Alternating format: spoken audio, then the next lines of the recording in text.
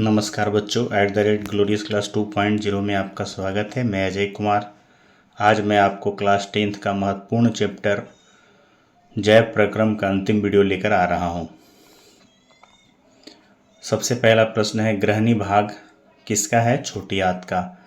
ग्रहणी किसका भाग है? छोटी आंत का। ग्रहणी किसका भाग है? छोटी आंत का। दूसरा प्रश्न है, मनुष्य में नासिक छिद्र, लैरिक्स, ट्रैकिया तथा फेफड़ा मिलकर बनता है श्वसन तंत्र। मनुष्य में नासिक छिद्र, लैरिक्स, ट्रैकिया तथा फेफड़ा मिलकर बनता है श्वसन तंत्र। मनुष्य में नासिक छिद्र, लैरिक्स, ट्रैकिया तथा फेफड़ा मिलकर बनता है श्वसन तंत्र। तीसरा प्रश्न है, पादप में जाइलम उत्तरदायी है जल संवहन के लिए। पादप में जाइलम उत्तरदायी है जल संवहन के लिए। चौथा प्रश्न है, निम्नलिखित में से कौन रक्त का थक्का जमने के लिए उत्तरदायी है? रक्त बिंबाणु। निम्नलिखित में कौन रक्त का थक्का जमने के लिए उत्तरदायी है? रक्त बिंबाणु। निम्नलिखित में कौन रक्त का थक्का जमने के लिए उत्तरदायी है? रक्त बिंबाणु। पांचवा प्रश्न है, सजीव जीवधारियों द्वारा किस प्रकार के नाइट्रोजनी पदार्थ का उत्सर्जन होता है? यूरिया, अमोनिया, यूरिक अम्ल का। सजीव जीवधारियों द्वारा किस प्रकार के नाइट्रोजनी पदार्थ का उत्सर्जन होता है? यूरिया, अमोनिया, यूरिक अम्ल। छठा प्रश्न है, रुधिर चाप नियंत्रित होता है किसके द्वारा? एड्रिनल के द्वारा। रुधिर चाप किसके द्वारा नियंत्रित होता है? एड्रिनल द्वारा। रुधिर चाप किसके द्वारा नियंत्रित होता है? एड्रिनल द्वारा। सातवां प्रश्न है, निम्नलिखित में कौन सी बीमारी श्वसन तंत्र से संबंधित है? निमोनिया। कौन सी बीमारी श्वसन तंत्र से संबंधित है? निमोनिया। कौन सी बीमारी श्वसन तंत्र से संबंधित है? निमोनिया। आठवां नंबर प्रश्न है, मानव शरीर की सबसे लंबी कोशिका कौन है? तंत्रिका कोशिका। मानव शरीर में सबसे लंबी कोशिका कौन है? तंत्रिका कोशिका। मानव शरीर में सबसे लंबी कोशिका कौन है? तंत्रिका कोशिका। नौवां प्रश्न है, मुख गुहा में आहार का कौन सा भाग का पाचन होता है? कार्बोहाइड्रेट। मुख गुहा में आहार का कौन सा भाग का पाचन होता है? कार्बोहाइड्रेट का। मुख गुहा में आहार का कौन सा भाग का पाचन होता है? कार्बोहाइड्रेट का। 10वां नंबर प्रश्न है, वृक्क सहायता प्रदान करता है उत्सर्जन में। वृक्क सहायता प्रदान करता है उत्सर्जन में। वृक्क सहायता प्रदान करता है उत्सर्जन में।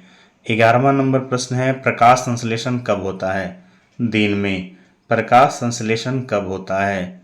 दिन में। प्रकाश संश्लेषण कब होता है? दिन में। 12वां प्रश्न है, निम्न में सबसे तेज हृदय धड़कन किसका होता है? चूहा का। सबसे तेज हृदय धड़कन किसका होता है? चूहा का। सबसे तेज हृदय धड़कन किसका होता है? चूहा का। 13वां नंबर प्रश्न है, कोशिकीय ईंधन कौन है? ग्लूकोज। कोशिकीय ईंधन कौन है? ग्लूकोज। कोशिकीय ईंधन कौन है? ग्लूकोज। 14वां नंबर प्रश्न है, एटीपी में फॉस्फेट की संख्या कितनी होती है? 3। एटीपी में फॉस्फेट की संख्या कितनी होती है? 3। एटीपी में फॉस्फेट की संख्या कितनी होती है? 3। 15वां नंबर प्रश्न, मनुष्य का उत्सर्जी अंग कौन नहीं है? अग्नाशय। मनुष्य का एक उत्सर्जी अंग कौन नहीं है? अग्नाशय। मनुष्य का एक उत्सर्जी अंग कौन नहीं है? अग्नाशय। 16वां नंबर प्रश्न है, सबसे छोटी अंतःस्रावी ग्रंथि कौन है? पीनियल। सबसे छोटी अंतःस्रावी ग्रंथि कौन है? पीनियल। सबसे छोटी अंतःस्रावी ग्रंथि कौन है? पीनियल। 17वां नंबर प्रश्न है, पौधे के वायवीय भागों से जल का स्टोमाटा द्वारा वाष्प के रूप में निष्कासन क्या कहलाता है? वाष्पोत्सर्जन। पौधों के वायवीय भागों से जल का स्टोमाटा द्वारा वाष्प के रूप में निष्कासन क्या कहलाता है? वाष्पोत्सर्जन। पौधे के वाष्पीय भागों से जल का स्टोमाटा द्वारा वाष्प के रूप में निष्कासन क्या कहलाता है? वाष्पोत्सर्जन। 18वां नंबर प्रश्न है, क्रमाकुंचन गति पाई जाती है ग्रास नली में। क्रमाकुंचन गति पाई जाती है ग्रास नली में। क्रमाकुंचन गति पाई जाती है ग्रास नली में। 19वां नंबर प्रश्न है, खुला परिवहन तंत्र किसमें पाया जाता है? तितली में। खुला परिवहन तंत्र किसमें पाया जाता है? तितली में। खुला परिवहन तंत्र किसमें पाया जाता है? तितली में। 20वां नंबर प्रश्न है, रक्त में ऑक्सीजन का वाहक कौन है? हीमोग्लोबिन। रक्त में ऑक्सीजन का वाहक कौन है? हीमोग्लोबिन। रक्त में ऑक्सीजन का वाहक कौन है? हीमोग्लोबिन। 21वां नंबर प्रश्न है, प्रकाश संश्लेषण के लिए दृश्य प्रकाश स्पेक्ट्रम का सबसे प्रभावी रंग कौन है? लाल। प्रकाश संश्लेषण के लिए दृश्य प्रकाश स्पेक्ट्रम का सबसे प्रभावी रंग कौन है? लाल। प्रकाश संश्लेषण के लिए दृश्य प्रकाश स्पेक्ट्रम का सबसे प्रभावी रंग कौन है? लाल। 22वां नंबर प्रश्न है, स्वस्थ व्यक्ति का सिस्टोलिक रक्तचाप कितना होता है? 120 mmHg। स्वस्थ व्यक्ति का सिस्टोलिक रक्तचाप कितना होता है? 120 mmHg। स्वस्थ व्यक्ति का सिस्टोलिक रक्तचाप कितना होता है? 120 mmHg। 23वां नंबर प्रश्न है, मछली में श्वसन कहाँ से होता है? गिल्स के द्वारा। मछली में श्वसन होता है गिल्स द्वारा। मछली में श्वसन होता है गिल्स द्वारा। मछली में श्वसन होता है गिल्स द्वारा। 24वां नंबर प्रश्न है, वृक्क की संरचनात्मक एवं क्रियात्मक इकाई को क्या कहते हैं? नेफ्रॉन। वृक्क की संरचनात्मक एवं क्रियात्मक इकाई को क्या कहते हैं? नेफ्रॉन। वृक्क की संरचनात्मक एवं क्रियात्मक इकाई को क्या कहते हैं? नेफ्रॉन। 25वां नंबर प्रश्न है, पीत रस का स्राव कहाँ से होता है? यकृत से। पीत रस का स्राव कहाँ से होता है? यकृत से। पीत रस का स्राव कहाँ से होता है? यकृत से। 26वां नंबर प्रश्न है, गोबर छत्ता क्या है? एक मृत जीवी। गोबर छत्ता क्या है? एक मृत जीवी। गोबर छत्ता क्या है? एक मृत जीवी। 27वां नंबर प्रश्न है, कवक में पोषण की कौन सी विधि है? मृत जीवी। कवक में पोषण की कौन सी विधि है? मृत जीवी। कवक में पोषण की कौन सी विधि है? मृत जीवी। 28वां नंबर प्रश्न है, दूध से दही बनने में निम्नलिखित में कौन सी अभिक्रिया होती है? किण्वन। दूध से दही बनने में कौन सी अभिक्रिया होती है? किण्वन। दूध से दही बनने में कौन सी अभिक्रिया होती है? किण्वन। 29वां नंबर प्रश्न है, क्लोरोफिल वर्णक का रंग कैसा होता है? हरा। क्लोरोफिल वर्णक का रंग कैसा होता है? हरा। क्लोरोफिल वर्णक का रंग कैसा होता है? हरा। 30वां नंबर प्रश्न है, दांत का कठोरतम भाग क्या है? इनामेल। दांत का कठोरतम भाग क्या है? इनामेल। दांत का कठोरतम भाग क्या है? इनामेल। 31वां नंबर प्रश्न है, निम्नलिखित में किससे रंध्र के छिद्र घिरे रहते हैं? गार्ड कोशिका से। किससे रंध्र के छिद्र घिरे रहते हैं? गार्ड कोशिका से। किससे रंध्र के छिद्र घिरे रहते हैं? गार्ड कोशिका से। 32वां नंबर प्रश्न है, निम्न में से किस रंग की प्रकाश किरण प्रकाश संश्लेषण के लिए सबसे ज्यादा प्रभावी है? लाल।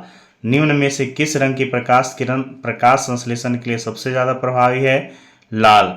निम्नलिखित में किस रंग की प्रकाश किरण प्रकाश संश्लेषण के लिए सबसे ज्यादा प्रभावी है? लाल। 33वां नंबर प्रश्न है, स्टार्च की उपस्थिति की जांच के लिए किस विलयन का उपयोग होता है? आयोडीन का। स्टार्च की उपस्थिति की जांच के लिए किस विलयन का उपयोग होता है? आयोडीन का। स्टार्च की उपस्थिति की जांच के लिए किस विलयन का उपयोग होता है? आयोडीन का। 34वां नंबर प्रश्न है, प्रकाश संश्लेषण की दर निम्नलिखित में से किन कारकों पर निर्भर करती है? प्रकाश संश्लेषण के गुण पर और प्रकाश की मात्रा पर। प्रकाश संश्लेषण की दर निम्न में किस कारकों पर निर्भर करती है? प्रकाश संश्लेषण के गुण पर और प्रकाश की मात्रा पर। 35वां नंबर प्रश्न है, रंध्र मुख्यतः पाए जाते हैं पत्तियों पर। रंध्र मुख्यतः पाए जाते हैं पत्तियों पर। रंध्र मुख्यतः पाए जाते हैं पत्तियों पर। 36वां नंबर प्रश्न है, कृमि रूप परिशेषिका किसका हिस्सा है? आहार नाल का। कृमि रूप परिशेषिका किसका हिस्सा है? आहार नाल का।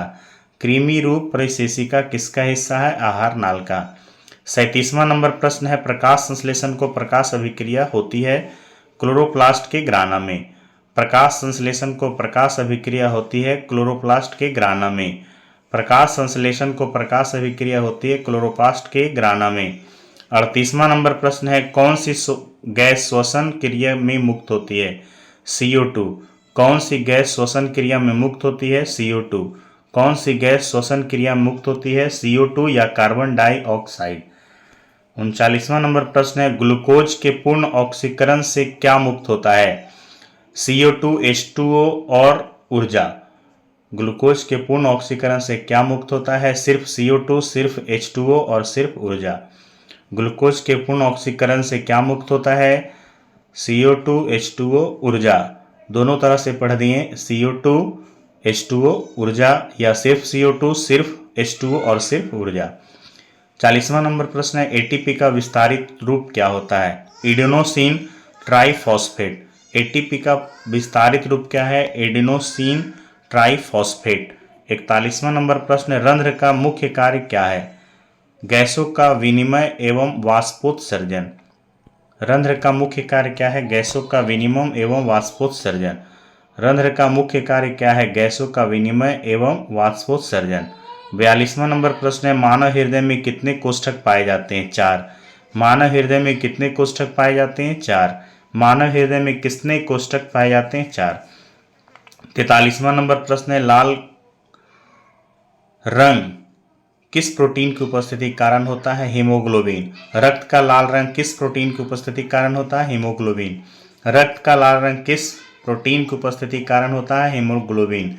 44वां नंबर प्रश्न है, कोशिका झिल्ली किस प्रकार की झिल्ली है? अर्धपारगम्य। कोशिका झिल्ली किस प्रकार की झिल्ली है? अर्धपारगम्य।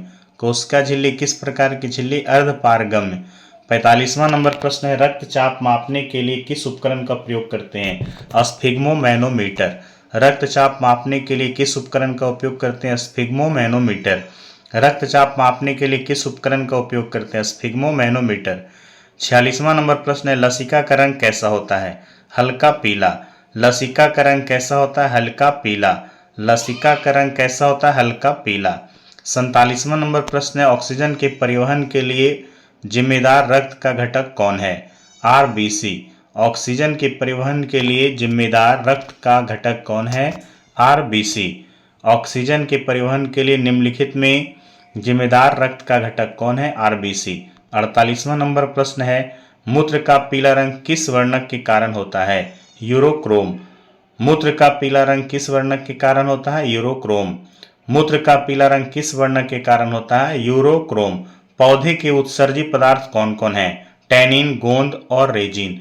पौधे के उत्सर्जी पदार्थ कौन कौन है? टैनिन, गोंद और रेजिन। 50वां नंबर प्रश्न है, डायलिसिस मशीन द्वारा रक्त का शुद्धिकरण किस प्रक्रिया क्या कहलाती है? हीमोडायलिसिस। डायलिसिस मशीन द्वारा रक्त का शुद्धिकरण की प्रक्रिया क्या कहलाता है? हीमोडायलिसिस। डायलिसिस मशीन द्वारा रक्त का शुद्धिकरण की प्रक्रिया क्या कहलाता है? हीमोडायलिसिस। 51 नंबर प्रश्न है, गुर्दे में उत्पादित मूत्र अस्थायी रूप से संग्रहित होता है मूत्राशय में। गुर्दे में उत्पादित मूत्र अस्थायी रूप से संग्रहित होता है मूत्राशय में। 52वां नंबर प्रश्न है, जीवन की एक महत्वपूर्ण विशेषता क्या है? वृद्धि। जीवन की एक महत्वपूर्ण विशेषता क्या है? वृद्धि। जीवन की एक महत्वपूर्ण विशेषता क्या है? वृद्धि। 53वां नंबर प्रश्न है, स्वपोषी पोषण होता है पौधों में, कवक में? और भी है, स्वपोषी पोषण किसमें होता है? पौधों में, कवक में, और भी बहुत सारे ऐसे चीजें हैं जिसमें स्वपोषी पोषण होता है।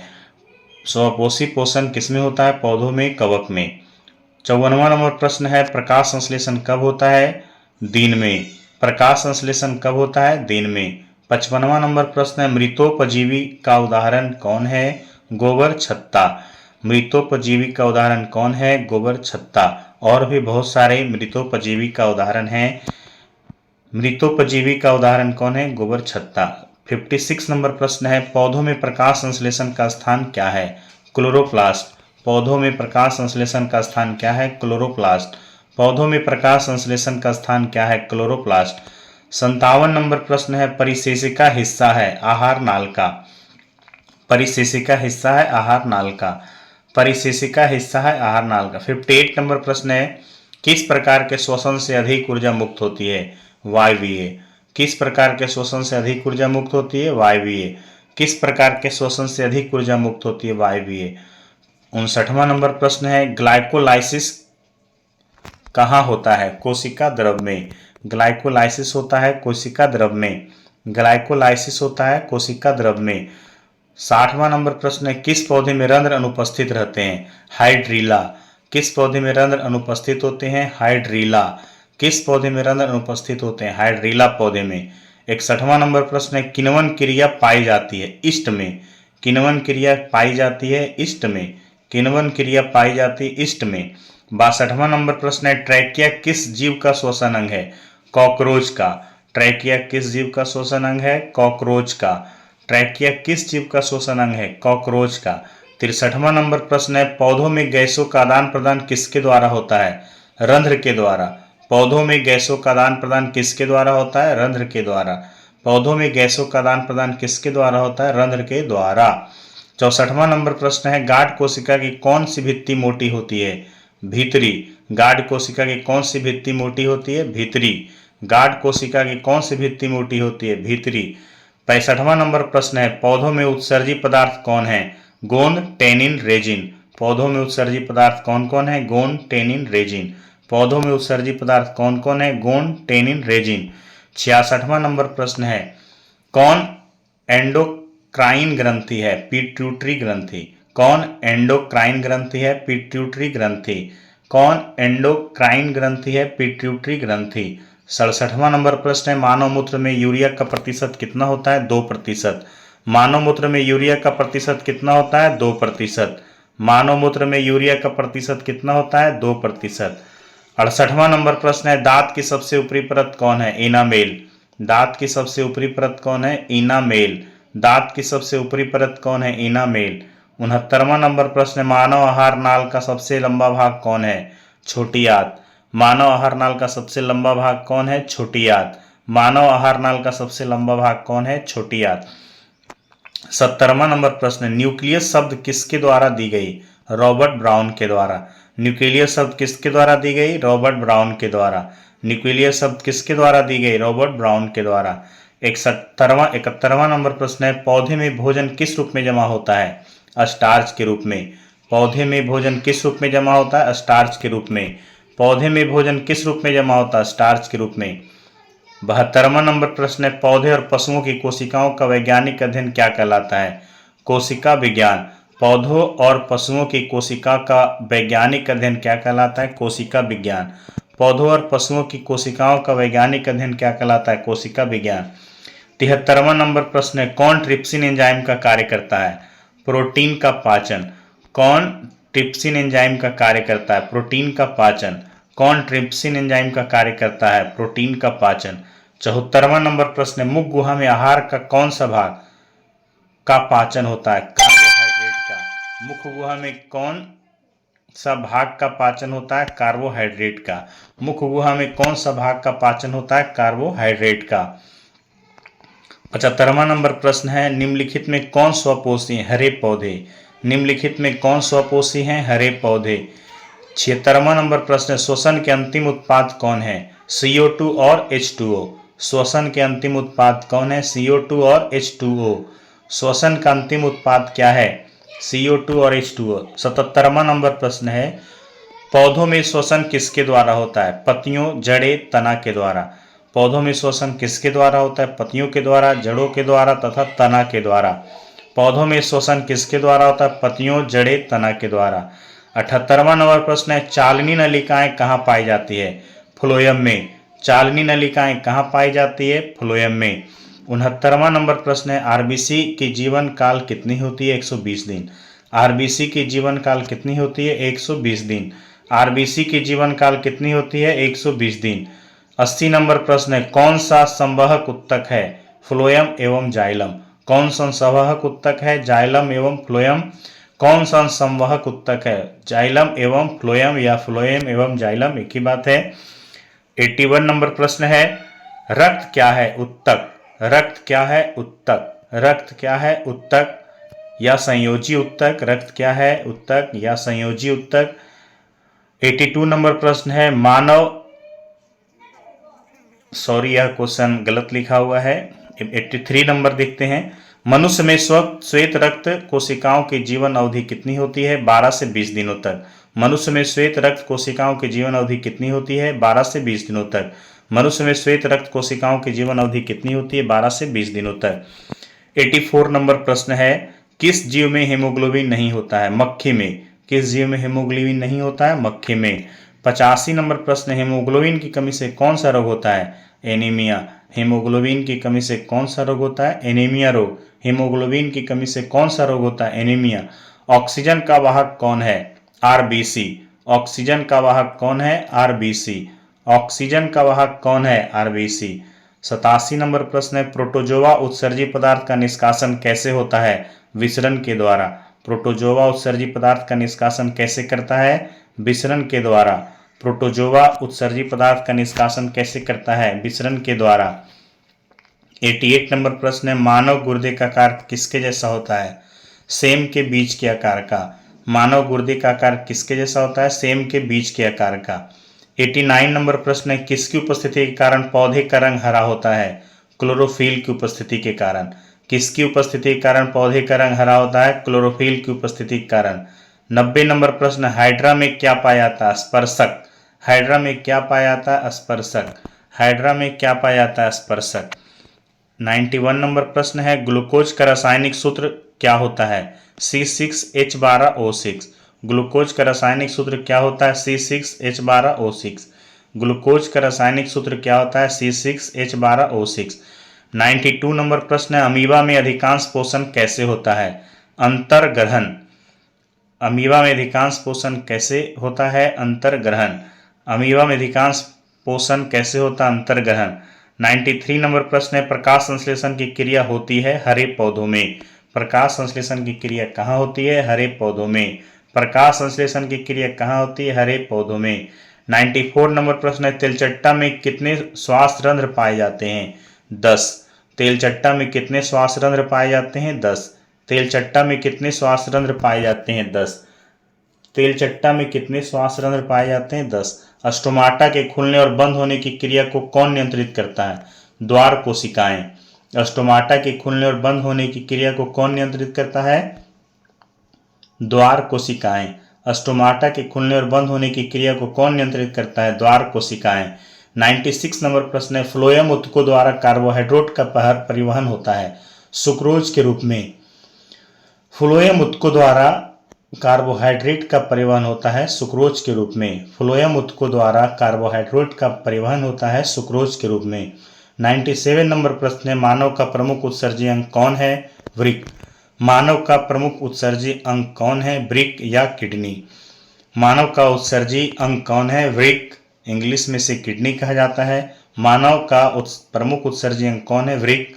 98 नंबर प्रश्न है, मनुष्य में वृक्क से संबंधित क्या है? उत्सर्जन। मानव में वृक्क से संबंधित क्या है? उत्सर्जन। मानव में वृक्क से संबंधित है उत्सर्जन। 99 नंबर प्रश्न है, निम्नलिखित में कौन मलेरिया परजीवी है? प्लाज्मोडियम। निम्नलिखित में कौन मलेरिया परजीवी है? प्लाज्मोडियम। निम्नलिखित में कौन मलेरिया परजीवी है? प्लाज्मोडियम। 100 नंबर प्रश्न है, पीत रस कहाँ से स्रावित होता है? यकृत से। पीत रस कहाँ से स्रावित होता है? यकृत से। पीत रस कहाँ से स्रावित होता है? यकृत से। पीत रस कहाँ से स्रावित होता है? यकृत से। 101 नंबर प्रश्न, स्वपोषी पोषण के लिए क्या आवश्यक है? पर्णहरित, सूर्य का प्रकाश और कार्बन डाइऑक्साइड। स्वपोषी पोषण के लिए क्या आवश्यक है? पर्णहरित, सूर्य का प्रकाश और कार्बन डाइऑक्साइड। स्वपोषी पोषण के लिए क्या आवश्यक है? पर्णहरित, सूर्य का प्रकाश और कार्बन डाइऑक्साइड। 102 नंबर प्रश्न है, समान अनुशीतलन रक्तदाब कितना होता है? 80 mm। समान अनुशीतलन दाब रक्तदाब कितना होता है? 80 mm। समान अनुशीतलन दाब रक्तदाब कितना होता है? 80 mm। 103 नंबर प्रश्न है, रुधिर का कौन सा अवयव रक्त के साथ को रोकने में मदद करता है? प्लेटलेट्स। रुधिर का कौन सा अवयव रक्त के थक्का होना चाहिए, रक्त के थक्का को रोकने में मदद करता है? प्लेटलेट्स। रुधिर का कौन सा अवयव रक्त का थक्का को रोकने में मदद करता है? प्लेटलेट्स। 104 नंबर प्रश्न है, कौन बौने पौधे को दर्शाता है? Small TT. कौन बौने पौधे को दर्शाता है? Small TT. कौन बौने पौधे को दर्शाता है? Small TT. 105 नंबर प्रश्न है, कौन एक उभयलिंगी जंतु है? केचुआ। कौन एक उभयलिंगी जंतु है? केचुआ। कौन एक उभयलिंगी जंतु है? केचुआ। 106 नंबर प्रश्न है, पादप में जाइलम उत्तरदायी है जल का वहन के लिए। पादप में जाइलम उत्तरदायी है जल का वहन के लिए। पादप में जाइलम उत्तरदायी है जल का वहन के लिए। 107 नंबर प्रश्न है, निम्नलिखित में किसे कोशिका का ऊर्जा मुद्रा के रूप में जाना जाता है? एटीपी को। निम्नलिखित में किसे कोशिका को ऊर्जा मुद्रा के रूप में जाना जाता है? एटीपी को। 108 नंबर प्रश्न है, पत्तियों में गैसों का आदान प्रदान कहाँ होता है? सिरा में। पत्तियों में गैसों का आदान प्रदान कहाँ होता है? सिरा में। पत्तियों में गैसों का आदान प्रदान कहाँ होता है? सिरा में। 109 नंबर प्रश्न है, हृदय से रक्त को संपूर्ण शरीर में पंप किया जाता है निलय द्वारा। हृदय में रक्त को संपूर्ण शरीर में पंप किया जाता है निलय द्वारा। हृदय में रक्त को संपूर्ण शरीर में पंप किया जाता है निलय द्वारा। 110 नंबर प्रश्न है, रक्त का कौन सा अवयव घायल स्थान से रक्त स्राव के मार्ग को रक्त का थक्का बनाकर अवरुद्ध करता है? प्लेटलेट्स। रक्त का कौन सा अवयव घायल स्थान से रक्त का स्राव के मार्ग को रक्त का थक्का बनाकर अवरुद्ध करता है? प्लेटलेट्स। रक्त का कौन सा अवयव घायल स्थान से रक्त का स्राव के मार्ग को रक्त का थक्का बनाकर अवरुद्ध करता है? प्लेटलेट्स। 111 नंबर प्रश्न है,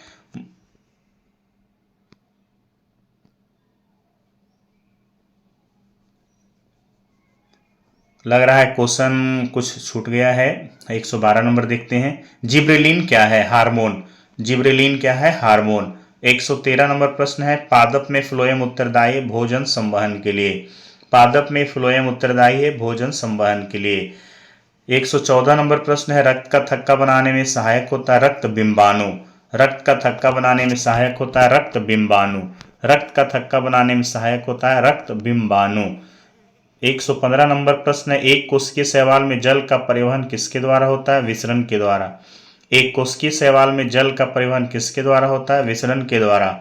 एक कोशिकीय शैवाल में जल का परिवहन किसके द्वारा होता है? विसरण के द्वारा। 116 नंबर प्रश्न, एक वयस्क मनुष्य के कितने दांत होते हैं? 32। एक वयस्क मनुष्य के कितने दांत होते हैं? 32।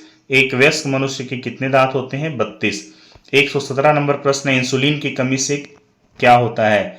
मधुमेह। इंसुलिन की कमी से क्या होता है? मधुमेह।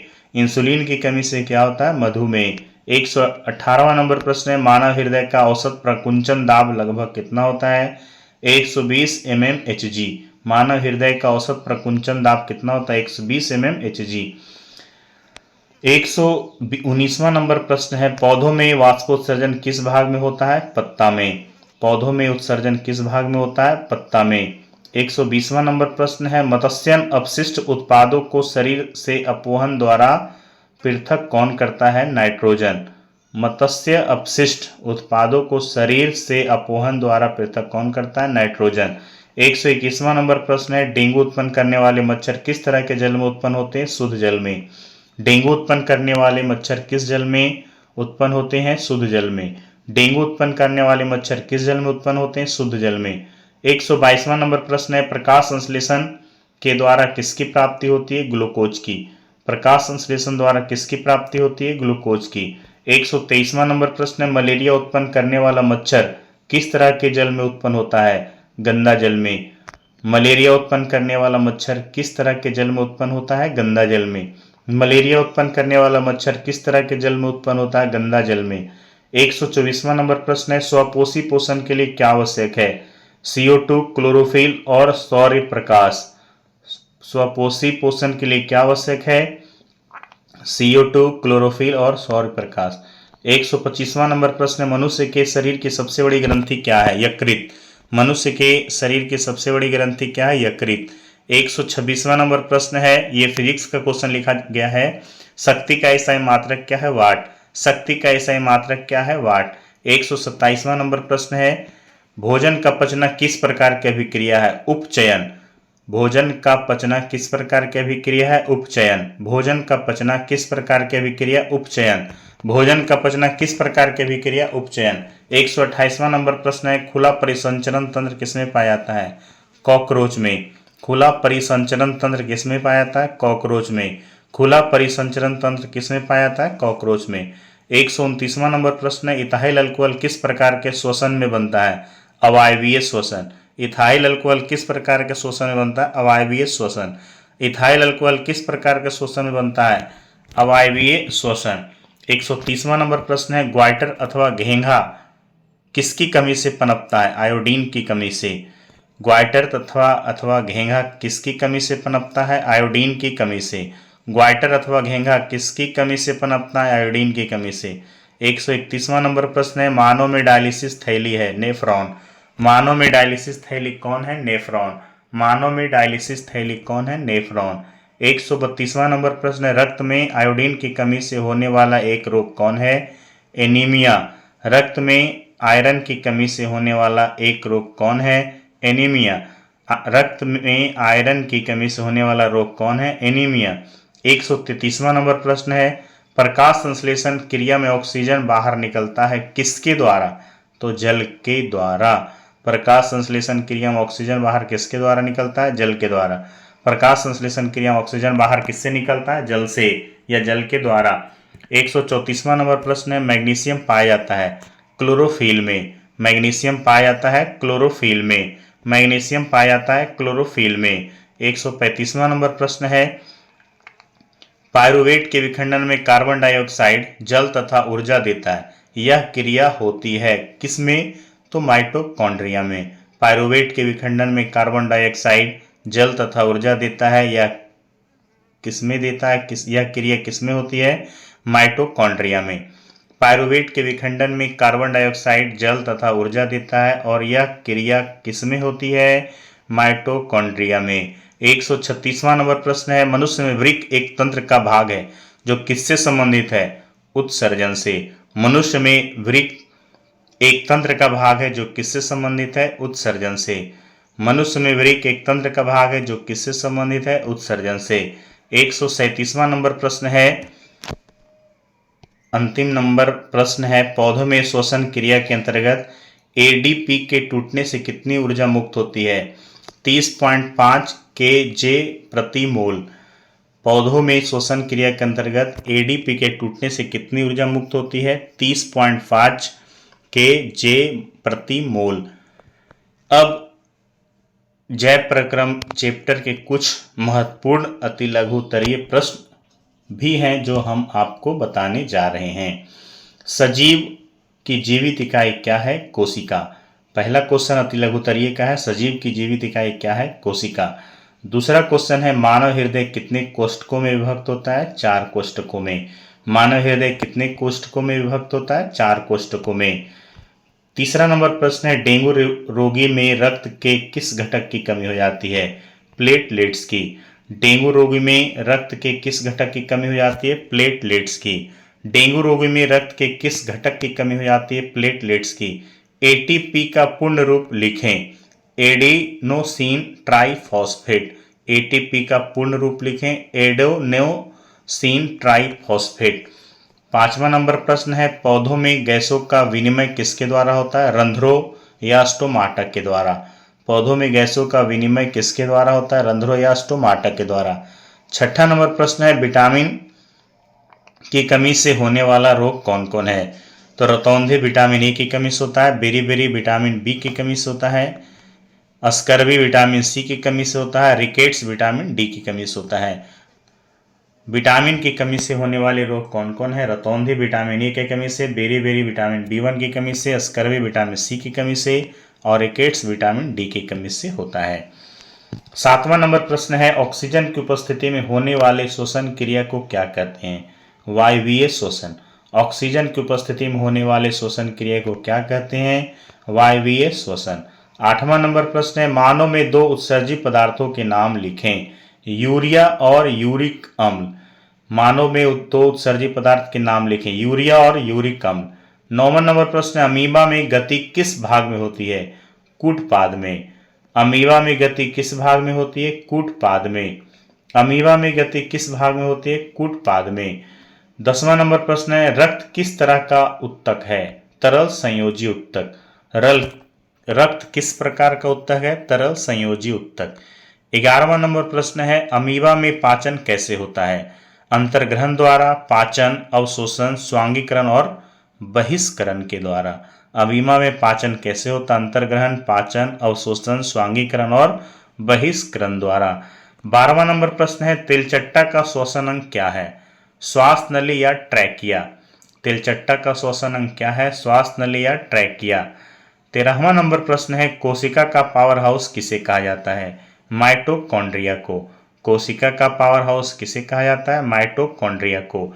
14वां नंबर प्रश्न है, रक्तचाप की माप किस उपकरण के द्वारा की जाती है? स्फिग्मोमैनोमीटर के द्वारा। रक्तचाप किस उपकरण के द्वारा मापी जाती है? स्फिग्मोमैनोमीटर के द्वारा। पौधे हरे क्यों होते हैं? क्लोरोफिल की उपस्थिति के कारण। पौधे हरे क्यों होते हैं? क्लोरोफिल की उपस्थिति के कारण। 16वां नंबर प्रश्न है, मछली किस अंग के द्वारा श्वसन करती है? गलफड़े या गिल्स के द्वारा। मछली किस अंग के द्वारा श्वसन करती है? गलफड़ों या गिल्स के द्वारा। मछली किस अंग के द्वारा श्वसन करती है? तो गलफड़ा, जिसे गिल्स कहा जाता है। 17वां नंबर प्रश्न है, पौधों में जल परिवहन किस ऊतक द्वारा होता है? जाइलम। पौधों में जल परिवहन किस ऊतक द्वारा होता है? जाइलम। पौधों में जल परिवहन किस ऊतक द्वारा होता है? जाइलम। 18वां नंबर प्रश्न है, सजीव श्वसन में किस गैस को छोड़ता है? Carbon dioxide. सजीव श्वसन में किस गैस को छोड़ता है? Carbon dioxide. सजीव श्वसन में किस गैस को छोड़ता है? Carbon dioxide. 19वां नंबर प्रश्न है, क्लोरोफिल कोशिका के किस अंग में पाया जाता है? हरित लवक या क्लोरोप्लास्ट में? क्लोरोफिल कोशिका के किस अंग में पाया जाता है? हरित लवक या क्लोरोप्लास्ट में? 20वां नंबर प्रश्न है, उत्तक से क्या समझते हैं? कोशिकाओं का समूह जो समान कार्य करते हैं उसे उत्तक कहा जाता है। उत्तक से क्या समझते हैं? कोशिकाओं का समूह जो समान कार्य करते हैं उसे उत्तक कहा जाता है। 21वां नंबर प्रश्न है, रुधिर में ऑक्सीजन के वाहक का नाम लिखें। तो रुधिर में ऑक्सीजन का वाहक हीमोग्लोबिन होता है। रुधिर में ऑक्सीजन का वाहक का नाम लिखें। रुधिर में ऑक्सीजन का वाहक हीमोग्लोबिन होता है। 22वां नंबर प्रश्न है, वृक्क की रचनात्मक एवं क्रियात्मक इकाई को क्या कहते हैं? नेफ्रॉन। वृक्क की रचनात्मक एवं क्रियात्मक इकाई को क्या कहते हैं? नेफ्रॉन। 23वां नंबर प्रश्न है, ऑक्सीजन की अनुपस्थिति में श्वसन क्रिया को क्या कहते हैं? अवायवीय श्वसन। ऑक्सीजन की अनुपस्थिति में श्वसन क्रिया को क्या कहते हैं? अवायवीय श्वसन। 24वां नंबर प्रश्न है, मनुष्य में वृक्क कौन सा कार्य करता है? उत्सर्जन का कार्य। मनुष्य में वृक्क कौन सा कार्य करता है? उत्सर्जन का कार्य। 25वां नंबर प्रश्न है, पौधों में टेनिन नामक पदार्थ कहाँ संचित रहता है? छाल और पत्तियों में। पौधों में टैनिन नामक पदार्थ कहाँ संचित रहता है? छाल और पत्तियों में। 26वां नंबर प्रश्न है, एक पौधे का नाम बताइए जिसमें पत्तियों के द्वारा कायिक प्रबंधन होता है? ब्रायोफिलम। एक पौधे का नाम बताइए जिसमें पत्तियों के द्वारा कायिक प्रबंधन होता है? ब्रायोफिलम। एक पौधे का नाम बताइए जिसमें पत्तियों के द्वारा कायिक प्रबंधन होता है? ब्रायोफिलम। 27वां नंबर प्रश्न है, परजीवी किसे कहते हैं? वे जीव जो दूसरे जीवों पर निर्भर रहकर पोषण प्राप्त करते हैं उसे परजीवी कहा जाता है। परजीवी किसे कहते हैं? वे जीव जो दूसरे जीवों पर निर्भर रहकर पोषण प्राप्त करते हैं उसे परजीवी कहा जाता है। 28वां नंबर प्रश्न है, मछली, मेढक, केचुआ और मनुष्य के मुख्य श्वसन अंगों के नाम लिखें। मछली गलफड़े से सांस लेते हैं जिसे गिल्स कहा जाता है। मेढक फेफड़े या त्वचा से सांस लेते हैं। केचुआ त्वचा से सांस लेता है और मनुष्य फेफड़े से सांस लेते हैं। मछली, मेढक, केचुआ और श्वसन के मनुष्य के मुख्य श्वसन अंग कौन कौन है? मछली का मुख्य श्वसन अंग गलफड़ा या गिल्स, मेढक का श्वसन अंग फेफड़ा और त्वचा, केचुआ का श्वसन अंग त्वचा, मनुष्य का श्वसन अंग फेफड़ा है। वृक्क किस तंत्र का एक भाग है? उत्सर्जन तंत्र का। वृक्क किस तंत्र का एक भाग है? उत्सर्जन तंत्र का। 30वां नंबर प्रश्न है, किण्वन किस प्रकार का श्वसन अंग है? अवायवीय श्वसन। किण्वन किस प्रकार का श्वसन है? अवायवीय श्वसन। 30वां नंबर है, किण्वन किस प्रकार का श्वसन है? अवायवीय श्वसन। 31वां नंबर प्रश्न है, वाष्पोत्सर्जन को परिभाषित कीजिए। वाष्पोत्सर्जन वह जैविक प्रक्रिया है जिसके द्वारा पौधे के वायवीय भागों मुख्यतः पत्तियों से जल वाष्प के रूप में बाहर निकलता है, उसे वाष्पोत्सर्जन कहते हैं। वाष्पोत्सर्जन वह जैविक प्रक्रिया है जिसके द्वारा पौधों के वायवीय भागों मुख्यतः पत्तियों से जल वाष्प के रूप में बाहर निकलता है, उसे वाष्पोत्सर्जन कहते हैं। एक बार फिर पढ़ देते हैं बच्चों, क्योंकि यह प्रश्न बार बार परीक्षा में पूछा जाता है। वाष्पोत्सर्जन वह जैविक प्रक्रिया है जिसके द्वारा पौधों के वायवीय भागों से जल वाष्प के रूप में बाहर निकलता है, उसे वाष्पोत्सर्जन कहते हैं। 32वां नंबर प्रश्न है, परपोषी किसे कहते हैं? परपोषी वे जीव होते हैं जो अपने भोजन के लिए अन्य जीवों पर निर्भर रहते हैं, क्योंकि वे अपना भोजन स्वयं नहीं बना सकते हैं, उसे परपोषी कहा जाता है। परपोषी किसे कहते हैं? परपोषी वे जीव होते हैं जो अपने भोजन के लिए अन्य जीवों पर निर्भर रहते हैं, क्योंकि वे अपना भोजन स्वयं नहीं बना सकते हैं। 33वां नंबर प्रश्न है, मनुष्य के किसी एक अवशेषी अंग का नाम बताएं। मनुष्य का एक अवशेषी अंग है कृमि रूप परिशेषिका। मनुष्य का एक अवशेषी अंग का नाम लिखिए। मनुष्य का एक अवशेषी अंग कृमि रूपी अपरिशेषिका है। 34वां नंबर प्रश्न है, शाकाहारी किसे कहते हैं? शाकाहारी वे जीव होते हैं जो अपने भोजन के लिए केवल पौधों या पौधों से प्राप्त उत्पादों का सेवन करते हैं, उसे शाकाहारी कहा जाता है। शाकाहारी किसे कहते हैं? शाकाहारी वे जीव होते हैं जो अपने भोजन के लिए केवल पौधों या पौधों से प्राप्त उत्पादों का सेवन करता है, उसे शाकाहारी कहा जाता है।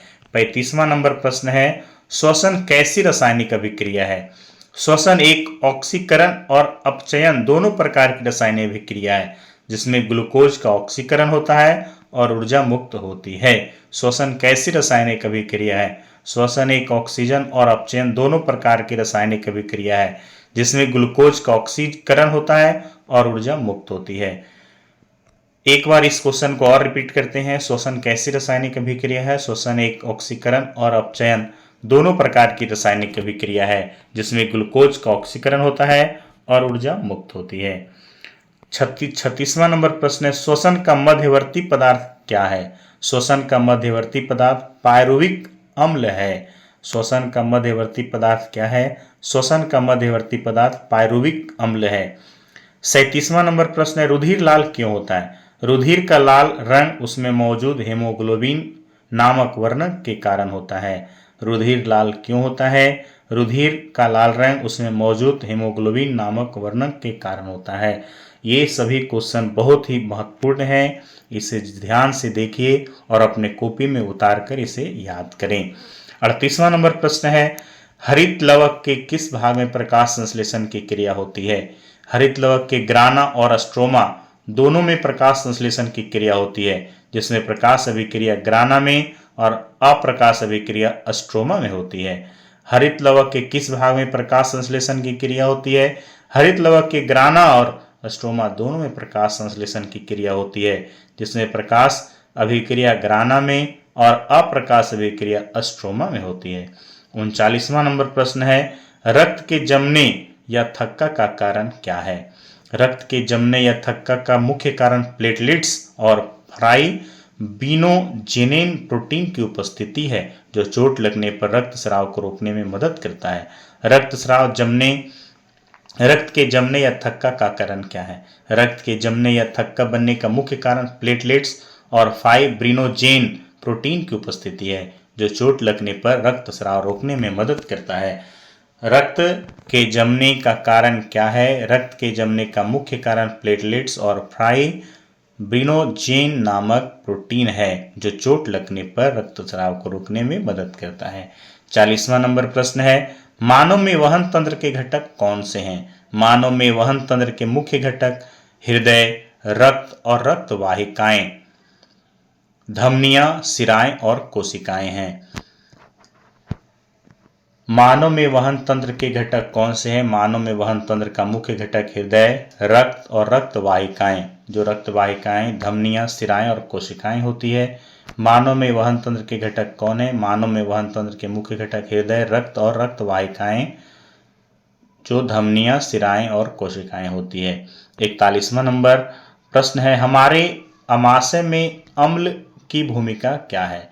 हमारे आमाशय में हाइड्रोक्लोरिक अम्ल भोजन को पचाने में मदद करता है और हानिकारक जीवाणुओं को मारता है और पेप्सिन एंजाइम को सक्रिय करता है।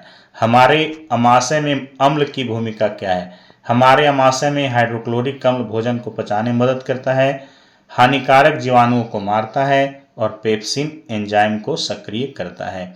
हमारे आमाशय में अम्ल की भूमिका क्या है? हमारे आमाशय में हाइड्रोक्लोरिक अम्ल भोजन को पचाने में मदद करता है, हानिकारक जीवाणुओं को मारता है और पेप्सिन एंजाइम को सक्रिय करता है।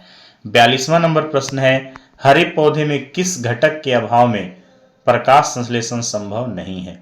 हरे पौधे में क्लोरोफिल के अभाव में प्रकाश संश्लेषण संभव नहीं है। हरे पौधे में किस घटक के अभाव में प्रकाश संश्लेषण संभव नहीं है? हरे पौधों में क्लोरोफिल के अभाव में प्रकाश संश्लेषण संभव नहीं है। हरे पौधे में किस घटक के अभाव में प्रकाश संश्लेषण संभव नहीं है? हरे पौधों में क्लोरोफिल के अभाव में प्रकाश संश्लेषण संभव नहीं है। बच्चों, आज हमने जैव प्रक्रम का सारा ऑब्जेक्टिव और सारा अति लघुत्तरीय प्रश्न मैंने करवा दिया, जो परीक्षा में बार बार पूछे जाते हैं। बच्चों, आपसे रिक्वेस्ट है कि सारे प्रश्नों को एक बार, दो बार, तीन बार करके उसे देखें और अपनी कॉपी में इसे उतार के याद करें, जो आपको मैट्रिक परीक्षा में बहुत ही मदद करेगा। बच्चों, मैं अजय कुमार आपसे रिक्वेस्ट करते हैं कि इस चैनल, जो मेरा चैनल का नाम है @Glorious Class 2.0, इसे लाइक, सब्सक्राइब एंड शेयर जरूर करें। धन्यवाद बच्चों।